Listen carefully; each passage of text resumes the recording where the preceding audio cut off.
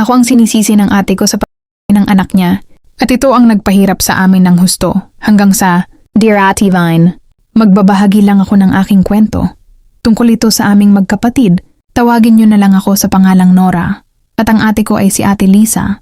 Dalawa lang kaming magkapatid ng ate ko nung mga bata pa kami. Mahal na namin ang isa't isa.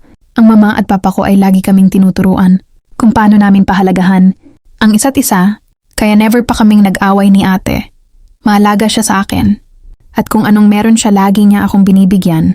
Noong si ate ay high school na, ako naman noon ay elementary pa lang, umalis si mama at papa para magninang sa kasal sa ibang probinsya. 2 araw lang naman daw sila doon. Pero sa hindi inaasahan, nagkaroon ng trahedya nang pauwi na ang mga magulang namin na aksidente ang sinasakyan nila at nang ay dead on arrival na daw. Hindi namin alam ang gagawin ni ate noon kasi mga bata pa kami at laging nakaasa sa mga magulang namin. Matapos ang libing nila, pinaghiwalay na kami ni ate at binenta ang bahay namin. Isinama ako ni tita kapatid ni mama at si ate naman ay isinama ng isa kong tita na kapatid naman ni papa. Wala kaming nagawa ni ate kundi tanggapin ang kapalaran namin na magkalayo. Pero nangako si ate na pag nakatapos na siya ng pag-aaral niya at may trabaho na, kukunin na niya ako at siya na ang magpapaaral sa akin. Isinama ako ni tita sa probinsya ng Bicol. Dito na ako nakapag-aral pero naging pasaway ako. Nakatapos ng high school at nabarkada kung kani-kanino nasama hanggang sa nakilala ko si Roger. Hindi rin siya nakapagtapos. Same kami, naging kami. Makalipas ang ilang buwan pa at nagbunga iyon, kaya nagpakasal na kami. Mahirap ang buhay dahil pa extra lang ang asawa ko. Tumutugtog siya sa mga gigs sa mga bar dito sa Bicol. May mga turista kasing mahilig pumunta sa mga bar na tinutugtugan ni Roger. Makalipas ang 3 taon, ay nasundan na ulit ang panganay namin. Lalaki ulit, kaya 2 lalaki na ang anak namin. Kaso mahina ang katawan. May asma naman sa nanay ng asawa ko. Fast forward. Lumipat kami sa Manila dahil sa work ni Roger. Inilipat kasi siya sa branch sa Manila. Mas okay daw dito, mas malaki ang sahod at tip. Umupa kami ng maliit na bahay. At dito medyo umayos ang buhay namin. Kahit papaano, dahil mas malaki ang bar na pinagtatrabahuan ni Roger, marami pang mga tip siyang natatanggap. Pero may time na nagigipit kami dahil sa bunso namin. Dahil sa sakit niyang asma. Isang araw, habang ako ay namimili sa palengke, may nabangga akong babae, isang babae na mukhang kagalang-galang. Humingi ako ng sorry at nang magharap kami, nakilala niya ako agad. Nora, ikaw ba yan? Wika niya Ate Lisa. Ikaw din ba yan? Tanong ko. Oo, ako ito Nora, sagot ni ate. At dito ay nag-iyakan kami at nagyakapan ng mahigpit. Halos 13 years din kaming hindi nagkita. Ako ang sinisisi ng ate ko sa ng anak niya. At ito ang nagpahirap sa amin ng husto hanggang sa, Dear Ate Vine, niyaya niya ako sa bahay niya. Nasa 30 minuto ang biyahe. Namangha ako, napakalaki ng bahay. May katulong, may asawa na isang engineer, at may anak na isa, isang lalaki na 6 na taong gulang, halos kasing edad ng bunso ko, at ang ate ko ay isang ganap na doktora na pala. Tinupad niya ang pangako niya sa aking mga magulang, na magiging matagumpay siya at magiging ganap na DR. Samantalang ako, high school lang ang natapos. Kaya eto, hindi nakapagtrabaho. Natali na lang sa pag-aalaga ng mga anak ko. Humingi din ng sorry ang ate dahil hindi na niya ako nakuha. Nagpunta siya ng Bicol para dalawin ako. Pero nasa Manila na nga raw kami. Dahil dito ay bumawi sa akin si ate. Palagi niya akong tinutulungan sa mga kagipitan ko. Kahit kailan bawat hingi ko ng tulong sa kanya, hindi niya ako hinihindian. Mabait din ang naging asawa ni ate. At malambing ang anak niya na si Hepoy. Medyo may edad na si ate nang pinanganak niya si Jepoy. At sabi niya sa akin, hindi na siya magkakaanak na muli. Kaya ganun na lang niya kamahal ang anak niya. Sobrang alaga. At may sarili talaga itong yaya hanggang school ay nakabantay.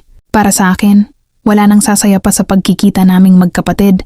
Parang wala nang kulang. At pakiramdam ko sa tuwing mahuhulog ako, palaging may sasalo at sasalo sa akin. Dahil kay ate, nakabili kami ng bahay na malapit lang sa kanila. Hindi malaki, pero maganda at maayos para sa amin. Lalo na sa anak kong may hika.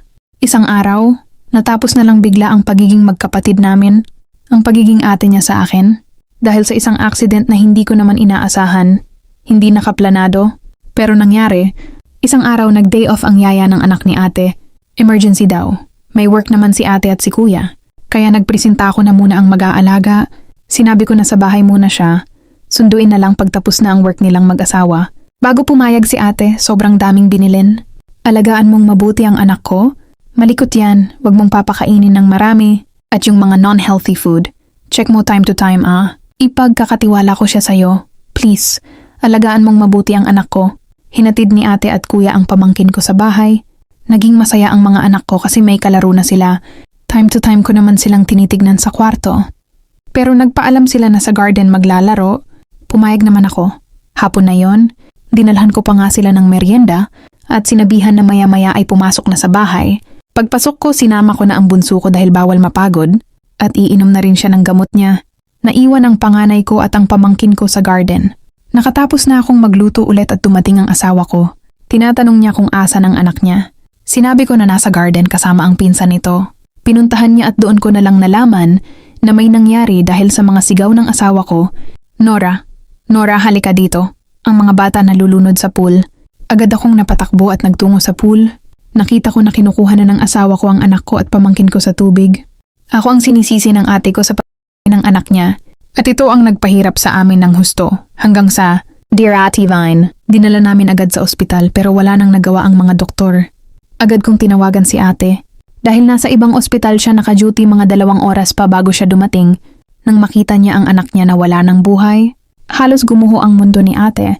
Parehas kaming nagluksa. Parehas kaming parang nasa anino ng mga anak namin.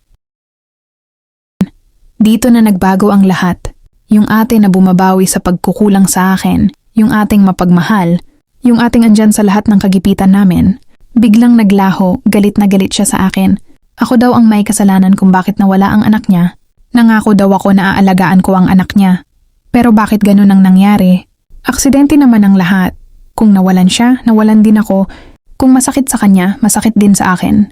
Pero nilalamon si ate ng sakit ng pangyayari dahil hindi na siya magkakaanak pang muli. Hindi daw gaya ko. Bata pa kaya pwede pang mag-anak ulit. Kaya sobrang galit niya talaga. Wala namang problema sa bayaw ko. Naiintindihan niya na aksident lang ang nangyari. Hindi ko kagustuhan. Kahit ako man, hindi madaling tanggapin ang nangyari sa anak ko. Sinabihan pa ako ng ate ko, sana hindi na lang niya ako nakitang muli at sana hindi na lang kami naging magkapatid.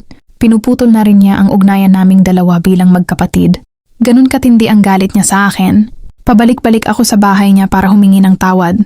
Kahit hindi ko naman kasalanan, baka sakaling maging maayos kami. Siya na lang ang pamilya ko at mahal ko siya pero wala eh.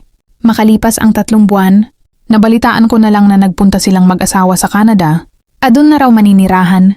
Hanggang sa nakita ko na lang na iba na ang nakatira sa bahay nila, binenta na pala. At hindi na nga nagparamdam si ate sa akin. Hanggang ngayon, 7 taon na ang nakalipas. Hindi na ako nakabalita pa sa kapatid ko. Tinuring na niya akong malaking tinik sa lalamunan niya. Sa totoo lang, miss na miss ko na siya. Pero alam ko na kinalimutan na niya ako. Dahil kung hindi kahit isang chat sana, may matatanggap ako mula sa kanya. Kung asan man siya, sana bumalik na siya sa dati. At sana matanggap na niya na wala na ang anak niya. Para matanggap na rin niya na kapatid niya ako. Hanggang dito na lang ang malungkot kong kwento. Maraming salamat sa inyong lahat.